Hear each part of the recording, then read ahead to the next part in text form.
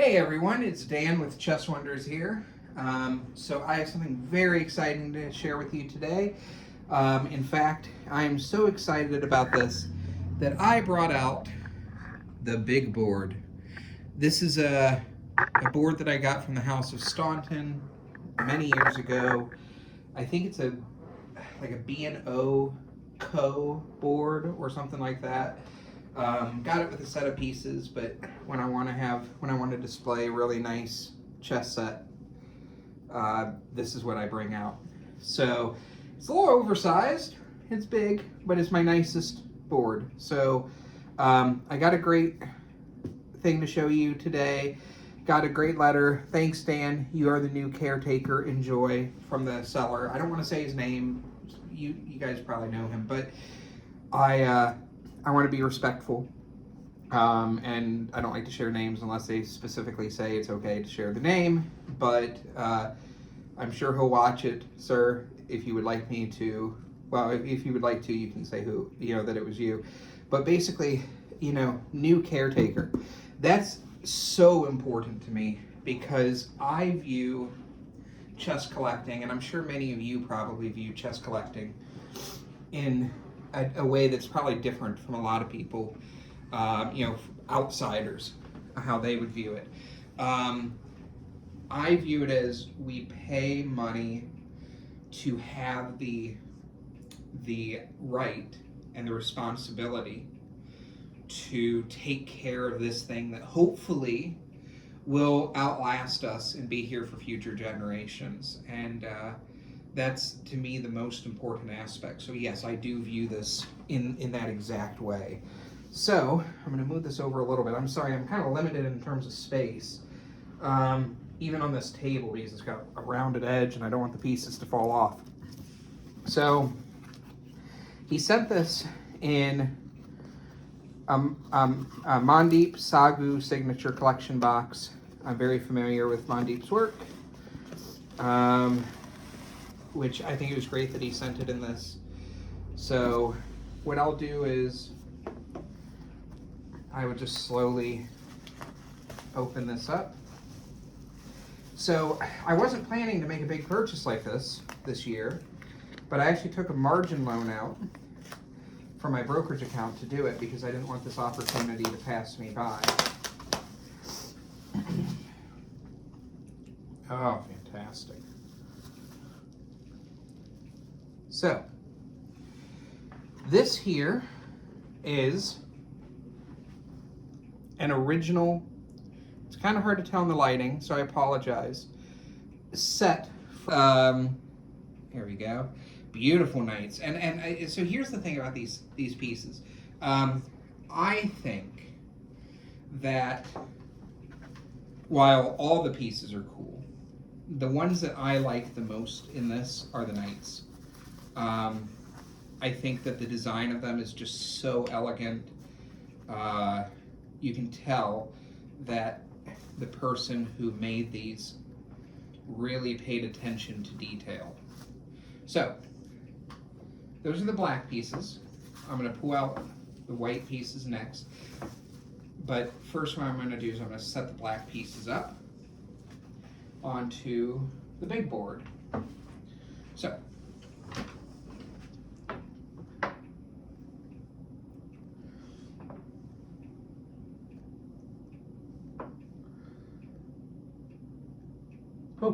I almost had a heart attack there. I was looking at the queen. I thought maybe there was some damage to the queen. I mean, these are pieces that have been used. They've been around for a while. They are not in mint condition, so you can't expect them to be perfect. But there's a difference between a little bit of, a little bit of normal wear and tear and like a chipped piece, and that's what I thought that I saw there. So I'm glad that was not the case.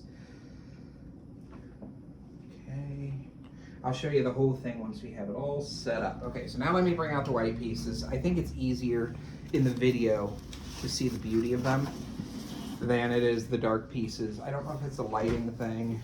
I don't know if it's something else. But make sure this box doesn't scratch my chessboard. That would suck. Hope everybody's having a good day today. It's a Saturday, August, is it 8th or 9th? I can't remember. I think it's the 9th. I could be mistaken. But I'm so happy it's the weekend. I'm also waiting on some chess clocks to come in. I've got 4 chess clocks that are on the way. And soon, I hope, I'll be getting back 4 chess clocks from my clock repair guy who's supposed to be working on them. But he's had them for a while, so I'm expecting them soon. Okay, so here are the white pieces. Right there. I'll take some nice photos to include also.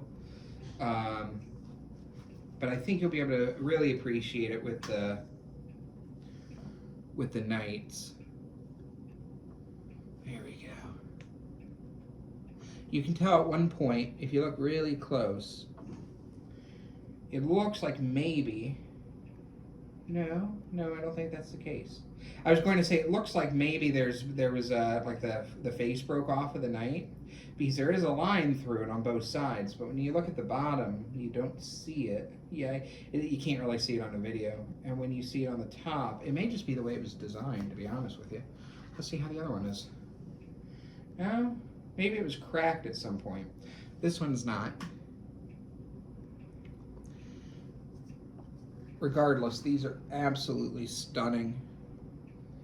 The other thing, even though the knights are my favorite, the other thing that I really like about these pieces would be just how big and, like, I don't know, robust the base the base on all the pieces happens to be. And you can especially see that with the pawns, I think. I think it's especially apparent with them. Here's the rook. Just absolutely gorgeous specimens here. And again, like, yeah, they've got some wear on them because they're from 1979. They're really, really old, you know? So, there we go. You know, you can't expect things to be, especially stuff that was played with, certainly. You can't expect it to be in perfect condition. And in my opinion, it actually adds character to the piece. So, when it comes to buying new chess sets, which I don't buy very many new ones, I've only got 2 or 3 new ones. I care a lot about making sure the condition is perfect. There you go. And with antique ones like this, I don't care as much because to me it just matters that this is a piece of history that you get to enjoy. So I'm going to set this up on the board, and again I'll take some photos once I am done.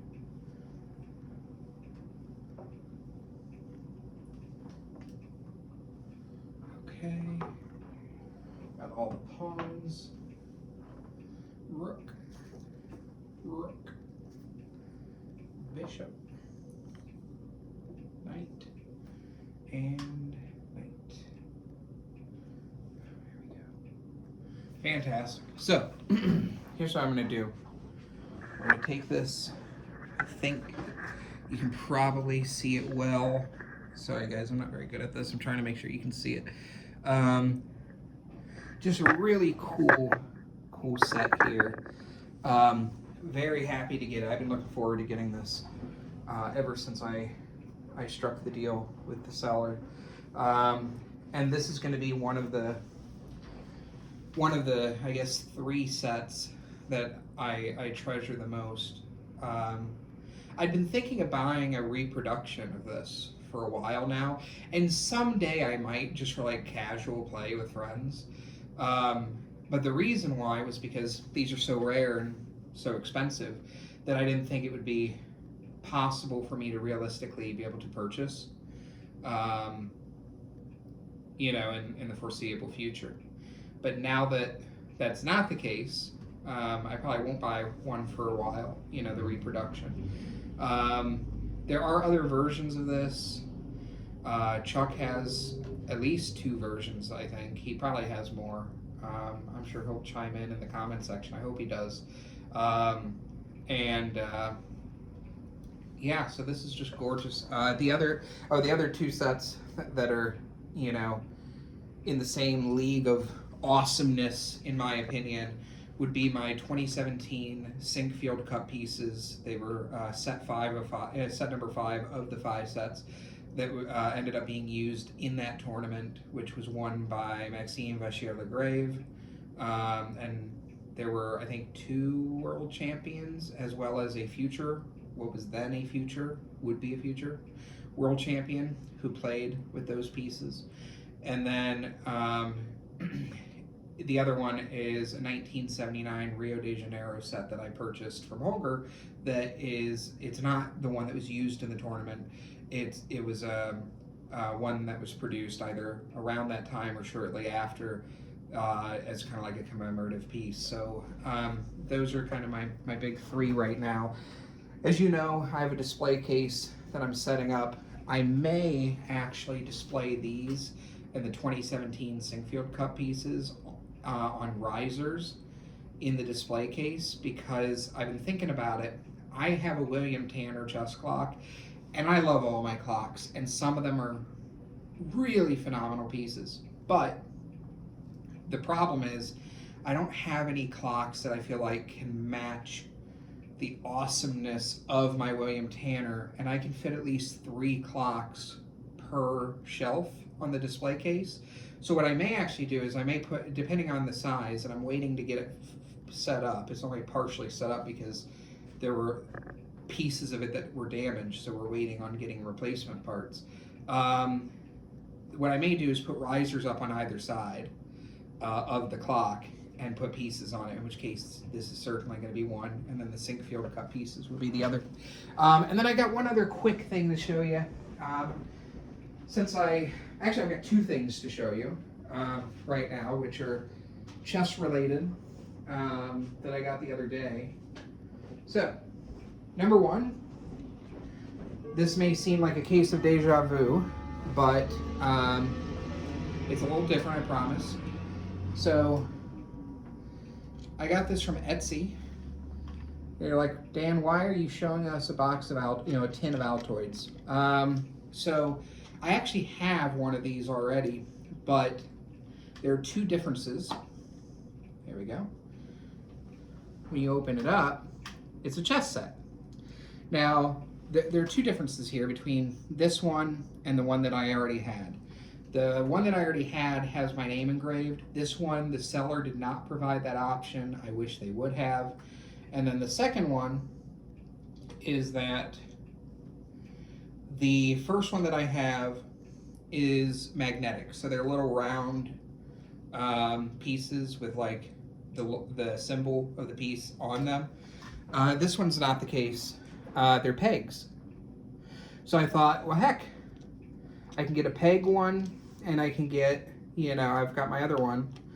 So, yeah, I like collecting little novelty chess stuff like this. I think it's really cool. I especially do that when it comes to like the travel sets and things of that nature. I like having weird little discussion pieces. And then the second one is, for the first time ever, I have purchased some chess stamps. These are really cheap. I paid like, I don't know, a couple bucks for these. I think it's 6 stamps. They were made back in 1966, and they were made for the Havana, Cuba Olympiad. So eventually, as you guys know, I would like to get a Havana, Cuba set, table, the chairs, everything. And that's going to be a long time, because that stuff's very expensive. At least 2 to 3 times just for the pieces, more expensive than this that I have here. Although more common too. These are rare. But anyways, because I eventually want to get everything associated with the Havana Cuba tournament.